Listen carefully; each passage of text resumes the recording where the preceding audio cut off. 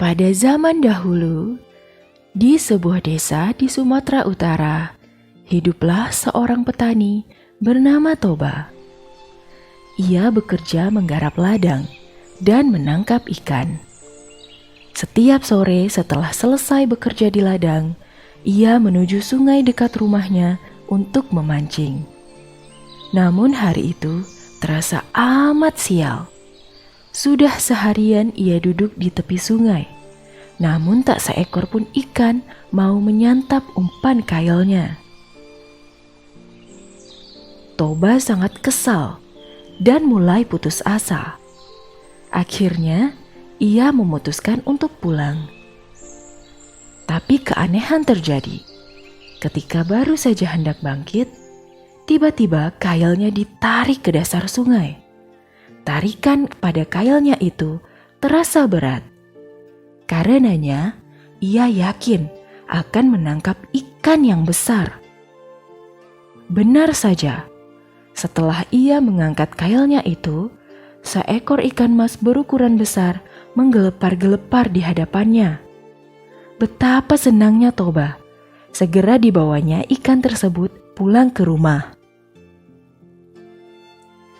Sesampainya di rumah, sebuah keajaiban terjadi.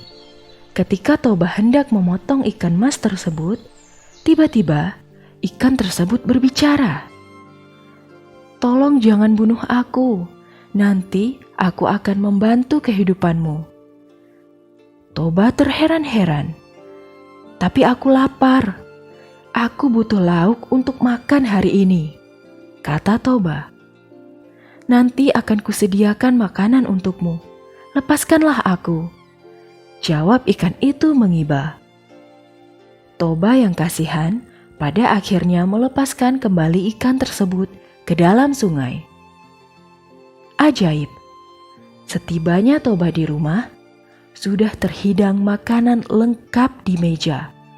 Bahkan di dapur tampak seorang wanita cantik dengan rambut hitam yang bergelombang, tergerai indah. Pakaiannya berwarna emas, tampak berkilat indah di bawah sorot penerangan sederhana rumah itu.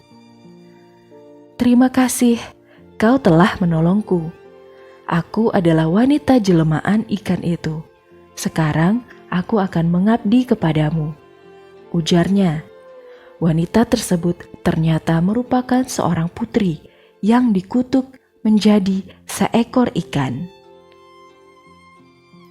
Waktu pun berlalu. Toba mengatakan ia berniat menikahi wanita cantik itu. Wanita tersebut pun setuju, namun ia mengajukan sebuah syarat. "Jangan sekali-kali kau mengatakan asal-usulku dari mana, sekalipun kepada anak kita nanti. Bila kau langgar, maka akan terjadi sebuah bencana," tutur wanita tersebut tegas. Toba menyanggupinya. Ia berjanji tidak akan mengatakan pada siapapun mengenai asal-usul wanita tersebut. Keduanya pun menikah. Tak berselang lama kemudian, mereka dikaruniai seorang anak laki-laki yang diberi nama Samosir. Mereka hidup bahagia, tetapi karena Samosir hidup dimanja, ia tumbuh menjadi anak yang malas dan manja. Bahkan tingkahnya cenderung nakal. Suatu hari, ibunya menyuruh Samosir mengantarkan makan siang untuk sang ayah yang bekerja di ladang. Karena ibunya terus memaksa, Samosir akhirnya pergi meski dengan sedikit rasa terpaksa. Namun di tengah jalan, ia merasa lapar dan memakan makanan tersebut.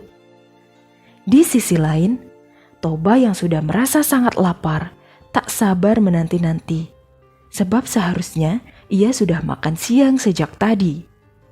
Berkali-kali ia menengok ke ujung jalan, dan ketika Samosir tiba, anak itu hanya menyerahkan nasi sisa. Betapa marahnya Toba. "Anak kurang ajar, berani benar kau memberi ayahmu nasi sisa, dasar anak keturunan ikan," hardiknya. Lalu dipukulnya Samosir hingga anak itu menangis. Samosir kemudian segera berlari pulang dan menemui ibunya, mengadukan apa yang terjadi. Ibunya terperanjat. Tiba-tiba petir menyambar langit. Seketika langit tampak menggelap. Gemuruh bersautan. Cepat-cepat wanita itu menyuruh Samosir naik ke bukit yang paling tinggi.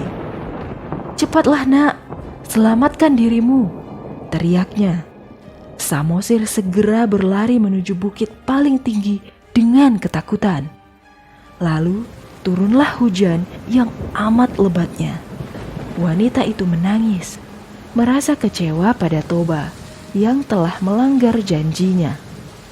Ia kemudian terjun ke dalam sungai dan kembali berubah menjadi seekor ikan. Sungai mendadak bergolak liar.